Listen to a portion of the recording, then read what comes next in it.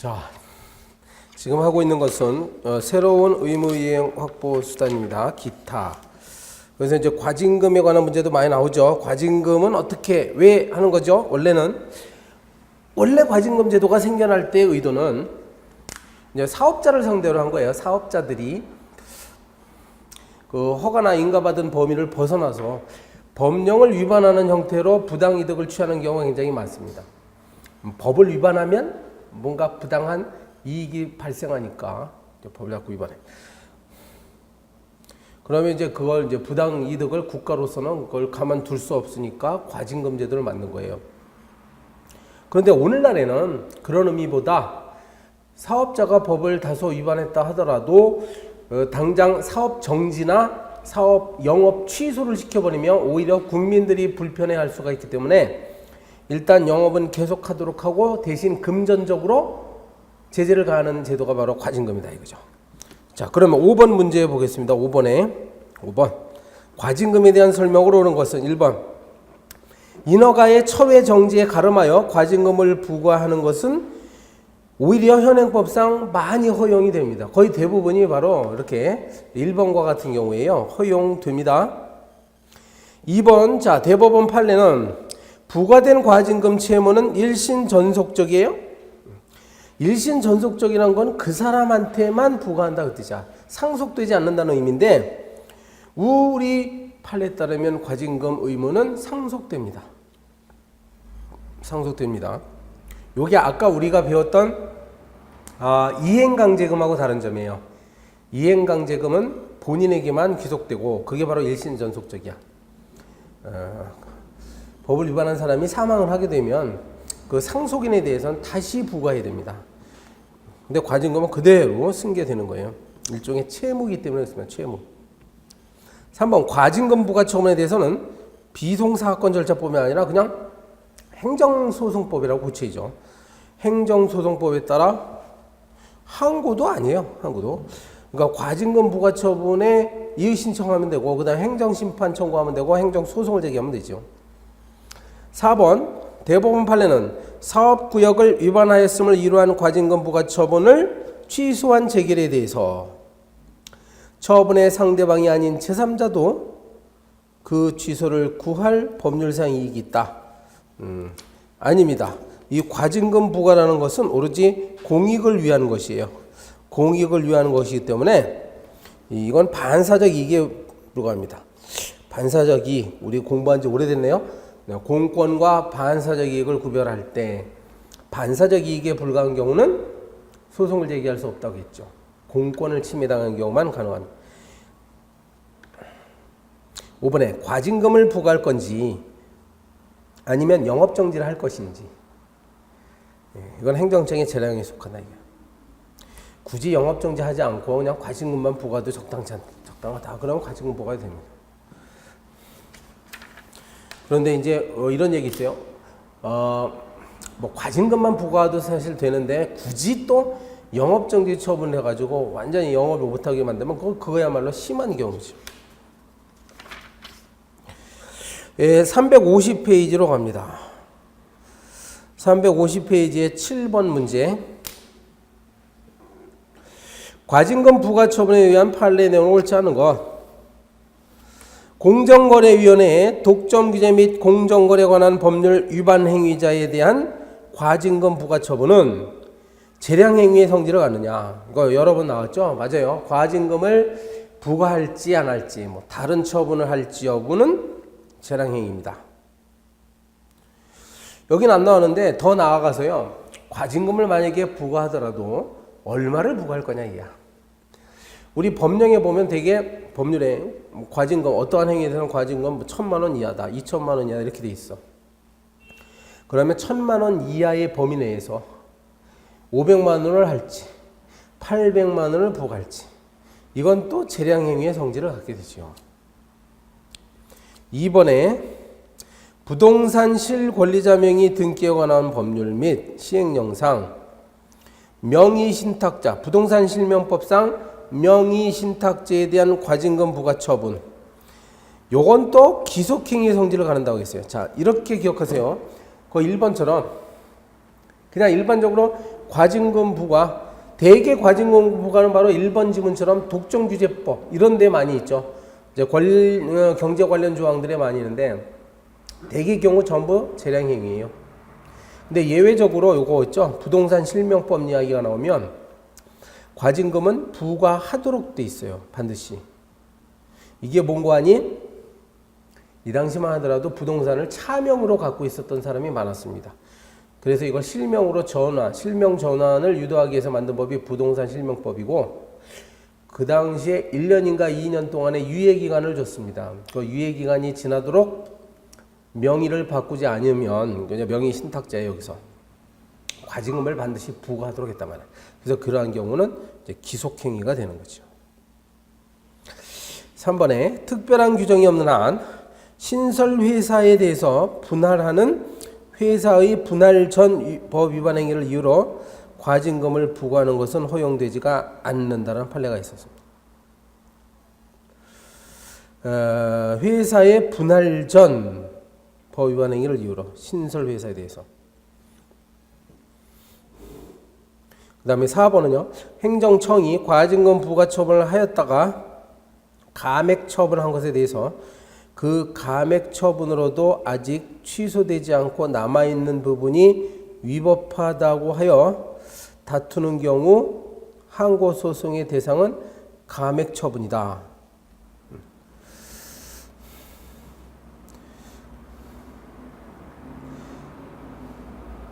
그래서 그 감액 처분에 대해서 하는 것이 아니라 당초의 부과 처분이에요. 그렇죠? 당초의 부과 처분.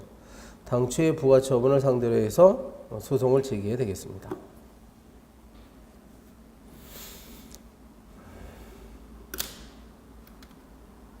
그렇죠? 오른쪽 페이지 해설을 한번 같이 읽어보겠습니다. 7번에 4번.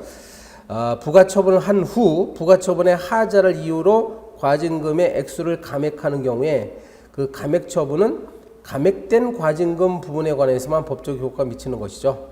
처분의 부과 처분과 별개의 독립된 과징금 부과 처분이 아니라 그 실질은 당초의 부과 처분의 변경이다. 그에 의하여 과징금의 일부 취소라는 납부의무자에게 유리한 결과를 가져오는 처분이므로 처음에 부과 처분이 전부 실효되는 것은 아니므로 감액 처분으로도 아직 취소되지 않고 남아있는 부분이 위법하다고 하여 다투는 경우 상고소송에 대해서는 처음에 부과 처분 중 감액 처분에 의하여 감액 처분에 의하여 취소되지 않고 남은 부분이고 감액 처분이 취소 대상인 경우는 아니다. 7번에 4번인데요. 처음에 이제 한 이만큼 1천만 원이 부과 됐었어, 부과. 근데 이게 너무 많다 해가지고 이의 신청을 했더니 감액됐습니다. 감액. 이만큼 감액되고 뭐 800만 원만 남았다. 그럼 이제 소송 제기할 때 무엇을 소송 대상이 되냐 이거죠. 이거를 대상으로 하면 안 되는 거죠. 요거, 그죠? 감액되지 않고 남아있는 요게 이제 대상이 된다. 소액. 이게 대상입니다. 그래서 감액되지 않고 남아있는 저 800만 원을 해야지 감액된 부분인 200만 원 빚금치 부분으로 하면 안 됩니다. 자, 9번 문제 들어가죠. 다음 글에 괄호 안에 들어갈 의무이용 코스단. 국토교통부 장관이나 시도지사는 여객자동차 운수사업자가 어느 하나에 해당하여 사업 정지 처분해야 하는 경우에, 그러니까 원래 사업 정지 처분이 되는데 만약에 그렇게 하면 승객들을 굉장히 불편하게 하니까 할 수 없이 사업 정지 처분에 가름해서 5천만 원 이하의 과징금을 부과하는 거죠. 이럴 때 하는 게 바로 과징금 부과입니다. 네, 352페이지에 11번 문제로 갑니다. 11번 문제. 이건 공급 거부와 명단 공표에 대한 설명. 옳지 않은 거. 공급 거부, 명단 공표. 의무 위반 또는 불이행과 공급 거부 사이의 실질적 관련성이 필요합니다. 그렇죠. 관련성. 그 다음에 국세징수법은 고액 조세 체납자 명단 공표 제도가 있다는 거 아시죠? 그러면 이거는 기본법을 잘 알아야 돼요. 근거법은 국세징수법이 아니라 국세기본법이라고 잘 기억하세요. 국세기본법. 원래 국세기본법은 세금을 부과하는 근거가 되는 법률이에요. 이 국세징수법은 세금을 내지 않았을 때 체납처분을 하는 절차가 규정되어 있거든. 체납처분. 그래서 이 국세징수법이라고 오해하기 쉬운데 근거법인 세금을 부과하는 근거법인 국세기본법이 됩니다. 명단 공표에 대한 바로 거기 있어요. 3번. 명단 공표에 대한 취소 소송의 제기 가능성은 다투어지느냐? 그러니까 학설 대립합니다. 다수서는 명단 공표는 그냥 일종의 사실행위에 불과하다고 봐요. 명단 공표라는 게 이런 거죠. 이게 명단이면 여기에 고액 체납자 아무개 홍길동 얼마 이렇게 누구 이렇게 돼 있잖아. 그럼 이 자체는 이게 법적인 행위가 아니라 문서에 의해서 사람들한테 이게 알려진다는 사실행위라는 거죠. 그러니까 명단 공표 자체를 취소해달라고 소송 제기해봐야 소용없어요. 의미가 없죠. 이미 명단이 공개가 됐는데 이거 취소해봐야 뭐가 하겠어. 사실행위입니다. 4번 명단 공표는 그 자체로서는 아무런 법적 효과를 발생하지 않는다. 맞아요. 이게 이제 다수설의 입장입니다.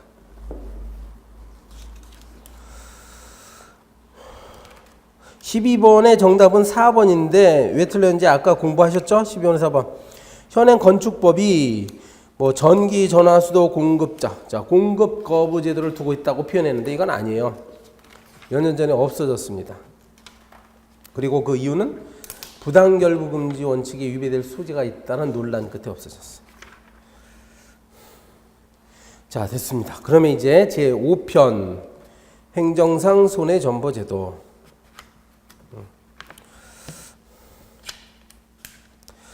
자, 제1장 행정상 손해배상 나왔습니다. 행정상 손해배상. 공무원의 직무행위로 인한 손해배상 책임이라고 되어 있죠. 제목이 공무원의 직무. 그러니까 제1절은 공무원의 직무행위로 인한 손해배상 책임.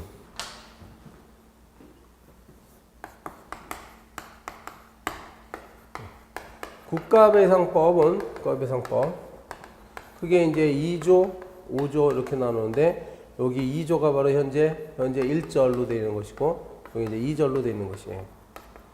공무원, 자 2조는 공무원이 직무를 집행하면서 위법하게 고의 또는 과실로 타인에게 손해를 가했을 때 이때 배상 누가 배상하냐? 바로 국가나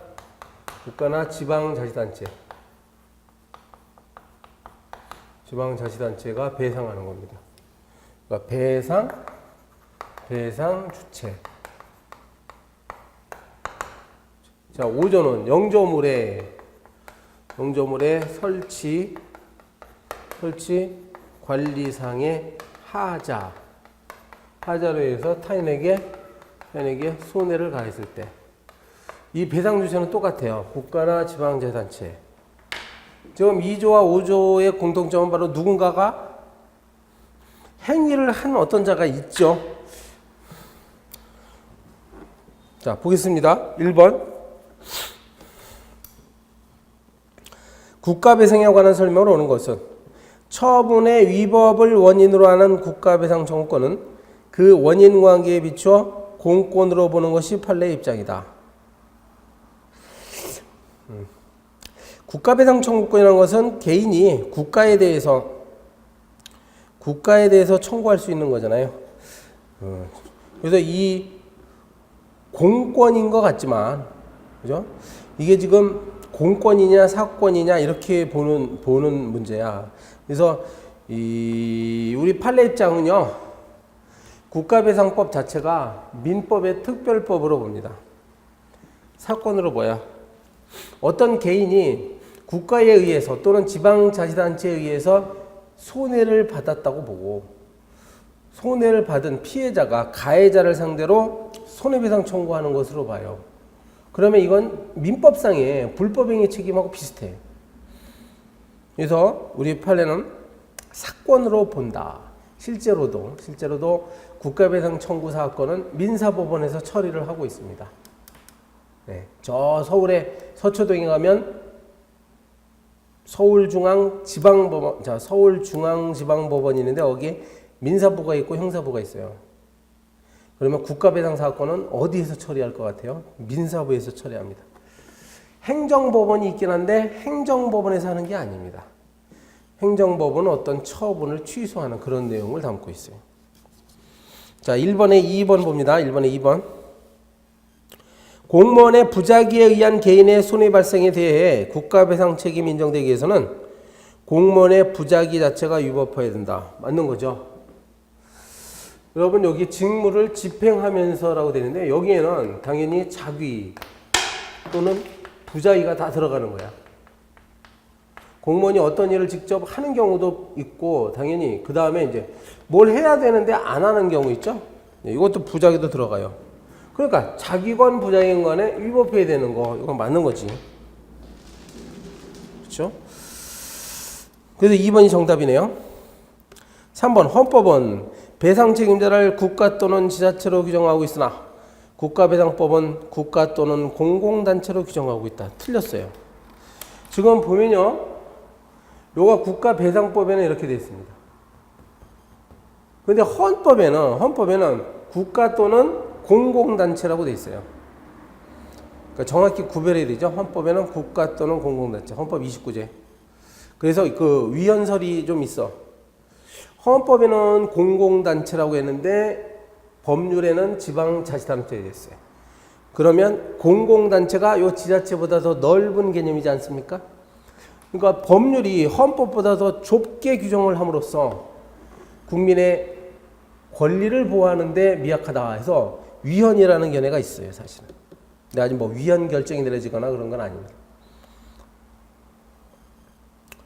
1번에 4번 보시면 판례에 의할 경우 행정처분이 위법한 것으로 취소 판결이 있으면 국가배상 청구 소송이 있어서 해당 공무원의 고의과실을 불문하고 불법행위 책임은 인정되느냐. 이런 것도 별건 아닌데 어렵지 않아요. 지금 이거는 요건 지금 뭐라고? 민사법원에서 이 사건을 처리한다고요.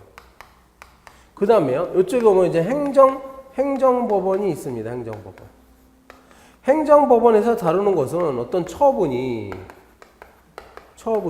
이게요 위법한지 여부를 다루는 거예요. 위법성. 그러니까 어떤 처분이 위법하다라고 한다면 행정법원은 이 처분을 취소 판결 낼 겁니다. 취소 판결 낼 거예요. 근데 이 처분이 바로 이런 거죠. 처분이 집행하면서 여기 해당돼 가지고 이런 어떤 국민에게 손해를 가할 때는 옆에 있는 민사법원에 가가지고 국가배상 청구할 수도 있어요. 청구할 수도 있습니다. 자, 그러면 이 지문은 다시 읽어보면 어떠한 처분이 행정법원에서 위법하다라고 인정이 되더라도 그렇죠? 예, 위법하다. 그럼 취소 판결 날 거예요. 그렇다 하더라도 민사법원에서 이기기 위해서는 뭐예요? 위법하다는 거 인정이 되지만 이런 것들이 전부 다 요건이에요, 요건. 그러니까 위법한 것만 갖고 안 돼요. 고의 또는 과실이 있어야 되는 거야. 누구의? 공무원의. 그렇지. 다시 읽어봐요. 그래서 행정처분이 위법한 것으로 취소 판결이 있으면 국가배상 청구 소송에는 해당 공무원의 고의 또는 과실도 인정이 되어야 합니다. 근데 불문하고라고 했으니까 틀린 거잖아요. 고의 또는 과실은 위법성과 전혀 다른 이야기예요.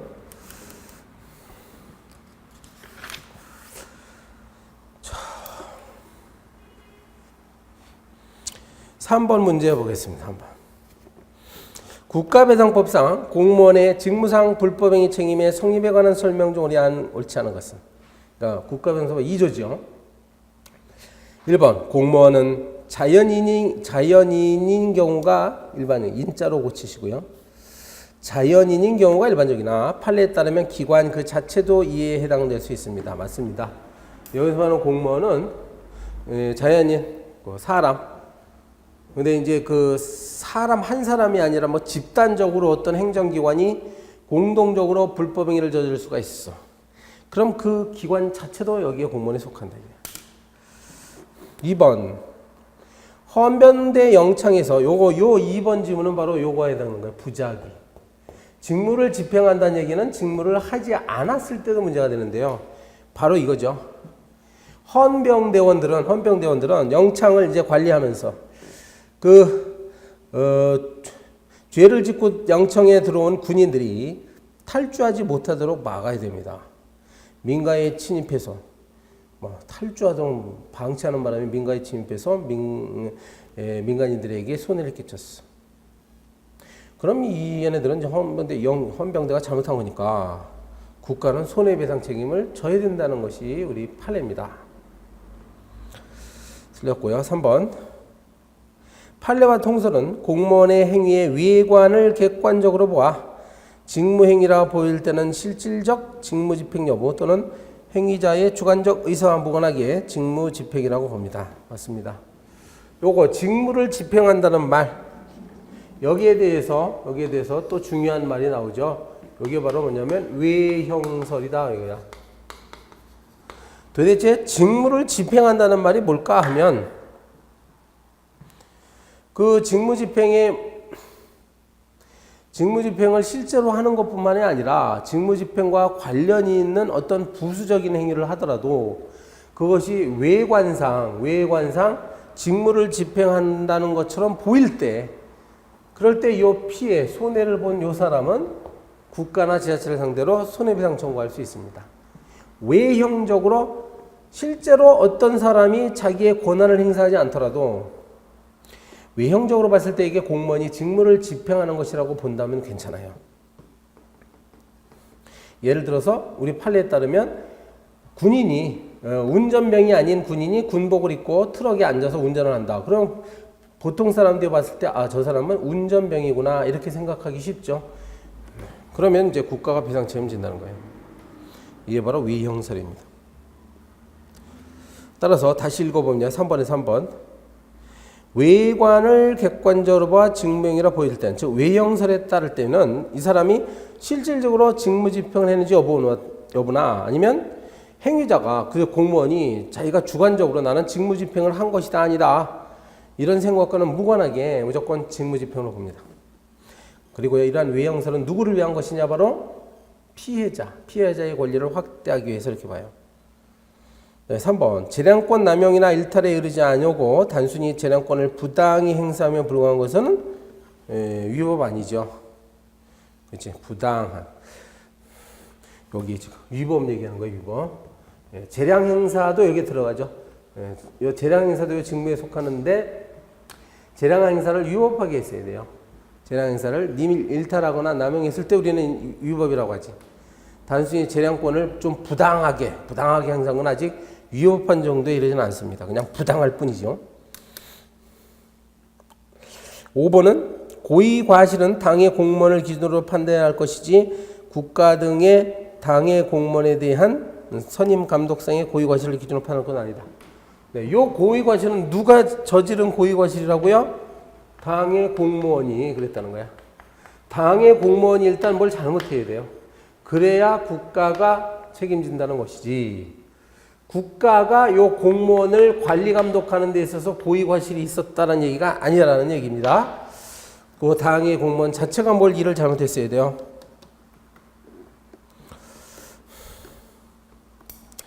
자, 5번 문제 봅니다. 국가배상제도에 대한 것으로서 타당한 것끼리 짝져라. 기억. 국회의원은 입법에 관하여 국민 전체에 대한 관계에서 정책 책임을 질 뿐 국민 개개인의 권리에 대해서 법적 의무를 지는 것은 아니므로 국회의원이 입법작용과 관련하여 국가배상 책임을 지는 경우는 발생할 여지가 없다. 국회의원도 역시 공무원입니다. 이분들이 아무리 높은 사람일지라도 여전히 공무원이에요. 그래서 국회의원들이 여기서 말하는 공무원에 속하니까 이러한, 물론 국회의원들의 직무는 거의 대부분이 뭐야? 입법 활동이죠, 입법 활동. 입법 활동을 하면서 위법하게, 이렇게 얼마든지 이런 일이 있을 수 있죠. 다만 국회의원들이 과연 위법한 활동을 했는지 여부에 대해서 판단하기가 어려울 뿐입니다. 어려워요, 그치? 국회의원이라는 지위는 우리 헌법조차도 아주 높게 그 자율성을 인정하고 있기 때문에 국민에 대해서 아주 불리한 입법 활동, 법률을 만들었다 하더라도 이것이 국가가 잘못 배상 책임을 져야 되느냐는 참 판단하기가 어렵습니다. 그런데 지금 틀린 거예요. 기억지문은 뭐 여지가 없다라고 해서 틀렸어요. 국가 배상 책임 질 수도 있습니다. 국회의원들도. 니은 공무원의 직무행위에 해당해서는 객관적으로 직무행위로 보여주면 족하죠. 이게 바로 외형설이에요. 외형설. 따라서 실질적으로 직무행위가 아니었다거나 주관적으로 공무집행 의사가 존재하는 것은 아닙니다. 자, 디귿. 지자체가 관할 동장으로 하여금 교통할아버지 봉사원을 선정해서 어린이를 보호, 교통안내 등의 공무를 위탁하여 이를 집행하게 했다면 이 교통할아버지는 공무원에 해당합니다. 요 서울의 강서구인가 강남구가 강서구일 거예요. 강서구에 교통할아버지도가 신설이 됐어. 이분들은 이제 사회 경험이 많은 분들이에요. 근데 연로하신 분들이고 이런 사회 경험을 썩히기가 어려우니까 출퇴근 시간에 학교 근처에서 어린이를 보호하는 교통 지도를 맡겼는데 뭘 잘못해가지고 양반들이 수신호를 잘못하는 바람에 교통사고가 났어. 그러면 교통할아버지는 비록 뭡니까? 공무원은 아니죠. 근데 국가배상법을 이렇게 만들었을 때 공무원이라고 규정한 의미는 정식의 공무원일 필요는 없는 거죠. 입법자의 취지는 어떤 사람이 공무를 수행하는 과정에서 잘못했다고 한다면 널리 배상 책임을 지라는 의미잖아요. 그래서 이 경우도 공무를 위탁하여 집행했다. 이 경우도 공무원에 해당합니다. 이 디귿처럼요. 이건 과거 판례인데요. 판례에 이런 게 많다 보니까 몇 년 전에 2년 전인가 3년 전에 국가배상법을 개정하면서요. 일시적으로 공무를 수탁받아 처리하는 사람도 역시 본법에서의 공무원으로 본다는 규정을 뒀습니다. 그러니까 이제는 이런 판례의 의미는 별로 그렇게 중요하진 않아요. 아예 법률이 이건 해당하는 것으로 다 집어넣었어요. 자, 리을. 법령에 대한 해석이 복잡한 경우 공무원이 주의 의무를 다하여 어느 한 견해를 취하였다 하더라도 결과적으로 잘못된 해석이었다면 배상 책임이 발생할까요? 여기에 해당하냐 이거죠. 공무원이 이러한 경우에 고의 또는 과실을 범한 겁니까? 일단 리을의 경우 고의는 아니죠. 고의는 공무원이 뭐 일부러 지금 잘못된 행위를 하려고 의도적으로 노력한 건 아니야. 다만 열심히 하려고 했지만 잘못된 결과가 나왔으니까 과실이 있느냐 여부가 문제됩니다. 그런데 우리 판례에 따르면 법률 해석 자체가 복잡해. 정답이 잘 눈에 안 보여요. 그럴 때 공무원이 주의 의무를 다했다 이거야. 최선을 다해서 했습니다. 네. 실제로는 어떻게 하는 거 아니? 일선에 있는 공무원들이 만약에 법령 해석에 문제가 생기면요. 상급 기관에게 질의서를 보냅니다. 네, 질의서 실제로 보내요. 내가 생각하기에 이 조문은 요렇게 해석이 되는데 제 생각에는 요 두 번째인 것 같습니다. 정확하게 해석 지침을 내려주세요. 이렇게 질의를 하는 거예요. 아니면 이제 자기가 나름대로 뭐 대법원 판례도 찾아보고 변호사들도 찾아다니면서 이걸 어떻게 해석하면 좋겠느냐. 이제 근거를 많이 쌓아놔야죠. 근거 많이 쌓아놔서 거기에 따라서 처리했다. 자, 이야기가 길어졌어. 이 경우에는 이제 배상 책임이 없다라는 것이 우리 판례입니다.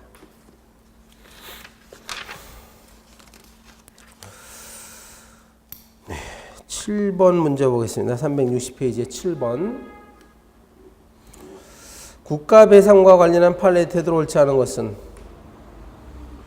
7번의 1번도 바로 요거예요. 또 부작위.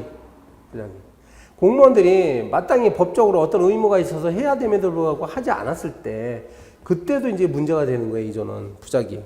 1번 보세요. 토석 채취 공사 도중 경사지를 굴러내리는 암석이 가스 저장 시설을 충격하여 화재가 발생한 경우에 토지 형질 변경 허가권자에게 허가 당시 사업자라 하여금 위해 방지 시설을 설치하게 할 의무가 있겠죠. 이런 경우에 토속 채취하라고 허가를 내줬는데 그 장소를 보니까 막 경사지야, 경사지. 그러면 경사지니까 잘못하면 토속 채취 이렇게 여기에 허가를 내줬는데 잘못하면 암석이 이렇게 굴러 떨어질 수도 있잖아요. 여기 마침 보니까 저장 탱커가 있었네. 그러면은 허가권자로서는 당연히 여기다 이제 예방시설을 하시오. 예방시설을 하시오. 이렇게 명령을 내렸어야 됩니다. 명령을 안 내렸기 때문에 이거는 부작위에 해당하고 따라서 누군가가 다쳤으면 배상 책임지는 거예요. 2번 인감증명서를 처리하는 공무원 동사무소에 가면 이런 분 있죠. 이분은 인감증명이 타인과의 권리 의무와 관계되는 일에 사용되는 것을 예상하여 그 발급된 인감증명으로 인한 부정행위의 발생을 방지할 직무상의 의무가 있습니다. 네. 인감증명 제도가 뭔지 아시죠? 우리가 이제 수많은 사회 경제적 활동을 할 때 대비해 가지고 미리 내가 평소에 나를 증명하는 도장을 미리 관공서에다가 신고를 해 놓는 거야. 그럼 나는 일일이 매번 그걸 증명할 필요가 없이 동사무소에 있는 인감증명서를 내가 떼어다가 첨부하면 그대로 이거는 나의 의사가 정확히 표현된 것이라는 걸 증명하는 제도예요. 그러니까 사회생활에 있어서 이 인감증명을 잘 다뤄야 된다는 게 굉장히 중요해요. 동사무소 직원이라고 한다면 정확히 일처리를 해야지. 잘못해가지고 이게 이제 사기 행위에 이용되는 경우가 많습니다. 그러면 배상 책임져야 돼요, 국가는. 자, 3번. 주민등록 사무도 마찬가지예요. 주민등록 사무를 주민등록이라는 건 일정한 지역에 이제 주민으로서 등록하는 거죠. 그러면 이건 공무원은 개명과 같은 사유로 주민등록상의 성명을 정정했다. 네. 김길동이가 이제 홍길동이로 바뀌는 거예요. 성명이 정정됐어. 그러면 반드시 본적지 관할관청에 변경사항을 통보해서 본적지 호적관소로 하여금 정정상의 진위를 재확인할 수 있도록 할 직무상 의무가 있습니다. 그렇죠? 네. 이번에 김길동이가 홍길동으로 바뀌었으니 조심하시오. 이렇게 하면은 그 상황을 여러 가지 살펴봐야 돼요. 그러지 않아 가지고 또 사기 행위가 벌어지면 국가가 잘못한 것입니다. 4번에 국가 또는 지자체가 법령이 정하는 상수, 원수, 수질 기준 유지 의무를 다하지 못하고 법령이 정하는 고도의 정수 처리 방법이 아닌 일반적 정수 처리 방법으로 수돗물을 생산, 공급하였다는 사유만으로 수돗물을 마신 개인에 대하여 손해배상 책임을 부담하지 않는다. 자, 여기서 정수 처리를 하지 않았다는 게 아니라 했어요. 나름대로 하긴 했는데 고도의 정수 처리는 하지 못했나 봐. 그러니까 최상급의 수돗물을 생산하지는 못했어. 그러나 일반적인 정수 처리 방법으로서는 이제 마실 수 있고 정상적으로 사용할 수 있는 수돗물을 공급은 했어요. 그렇다고 한다면 이 경우에 국가나 지자체가 손해배상 책임을 부담시킨다는 건 어렵죠.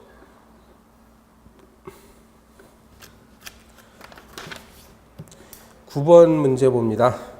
362페이지에 9번. 국가배상법 2조의 국가배상 책임 요건에 관한 설명을 오는 것은 1번 직무행위와 관련하여 국회의원의 입법행위도 여기에 포함됩니다. 그 입법 내용이 헌법의 문헌에 명백히 위반된 경우에는 입법기관의 국가배상 책임을 인정하는 데 별다른 어려움이 없다. 문장이 맨 뒤가 좀 이상하죠. 국회의원들도 입법 활동을 할 때 잘못하는 경우가 있긴 있어요. 근데 그 배상 책임 인정하는 문제는 또 달라. 그래서 위법성만 갖고는 안 되죠. 이런 것들이 다 포함되어야 되는데 과연 인과관계를 밝히기가 어렵습니다. 별다른 어려움이 없다고 해서 좀 이상한 문제가 됩니다. 2번. 자, 9번에 2번. 여기서 말하는 직무행위에는 권력적 작용 플러스 비권력 작용 다 포함되는데 단 하나 빠지는 게 있다. 사경제적 작용이다. 이거죠.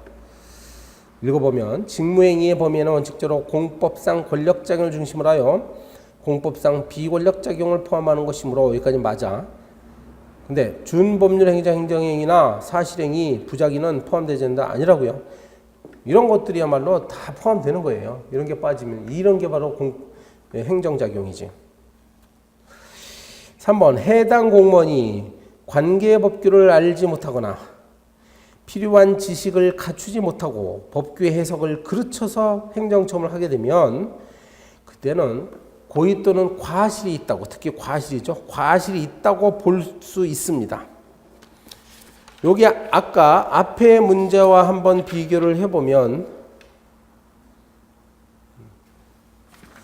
아까 어디서 본 거 하니?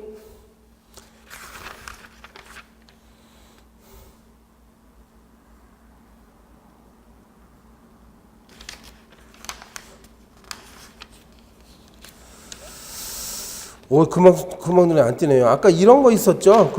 법령상의 해석이 불확실해서 나름대로 의무를 다하여, 주의무를 다하여 했을 때는 과실이 없다고 했었잖아요. 네, 그것과 비교해서 9번에 3번은 관계법규를 알지 못해.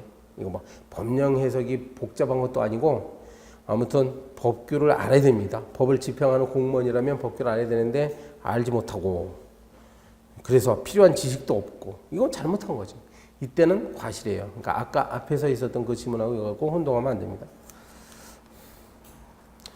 9번에 4번 판례에 의하면 어떠한 행정처분이 항고소송에서 취소가 확정되었다 할지라도 그 자체만으로 당해 처분이 공무원의 고의 또는 과실로 인한 불법 행위를 구성한다고 단정할 수는 없다. 그렇죠. 요거 이제 다시 보면 어떤 처분이 있었어요. 처분 때문에 손해를 봤다고 생각하는 사람은 투 트랙으로 갈 수 있어요. 저 민사법원 사건으로 갈 수 있고 행정법원 사건으로 이렇게 갑니다. 그러면 결과가 달라질 수 있다는 얘기예요. 행정법원에서는 이길 수 있어. 왜냐하면 처분이 위법하다는 것만 밝히면 이길 가능성이 큽니다.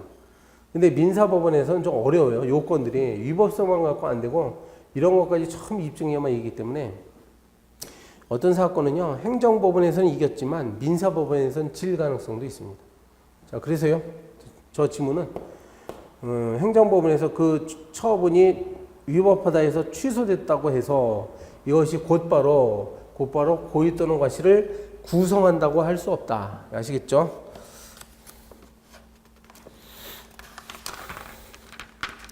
네, 364페이지 11번입니다. 11번. 국가배상 책임에 대한 판례 설명을 옳지 않은 것은 국가나 지자체의 사경제작용으로 인해 발생한 손해에 대해서는 국가배상법이 적용되느냐? 적용 안 된다요. 안 된다고 해야죠. 그래서 권력행정, 비권력행정 모두 포함되지만 사경제작용으로 인해 발생. 이게 뭐냐면 사경제작용. 조달행정이나 영리행위를 말합니다. 조달행정, 영리행위 같은 것. 2번 공익근무요원은 국가배상법 2조 1항 단서의 규정에 의하여 국가배상법상 손해배상 청구가 제한되는 공무원에 해당하냐. 일단 국가배상법 2조 1항 단서라고 나왔어요. 그럼 2조에 여기에 뭔가 단서가 있다는 얘기죠. 단서가 뭔가 하니 향토예비군, 군인, 군무원, 경찰 이분들이 직무와 관련해서 그러면 전투나 훈련 중에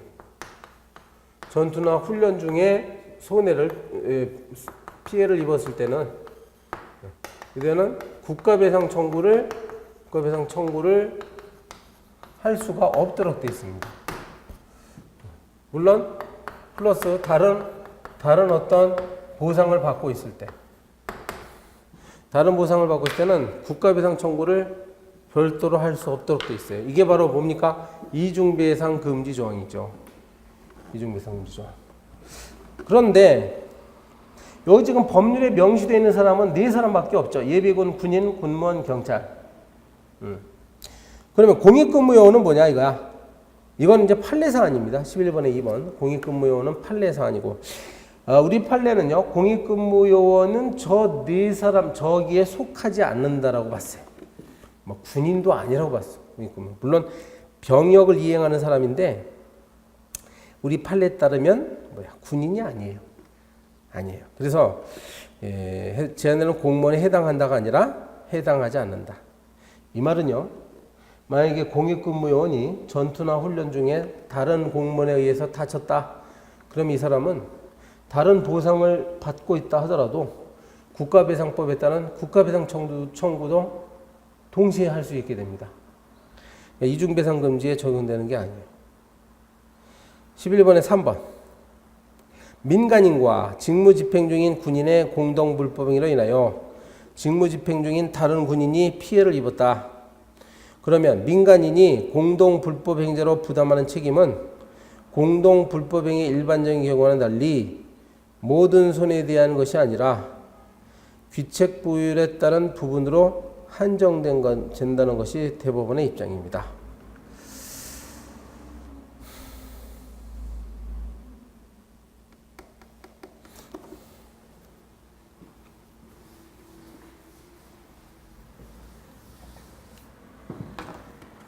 제가 이론 강의할 때는 이건 다루지 않았던 것 같아요. 지금 11번에 1번, 11번에 3번.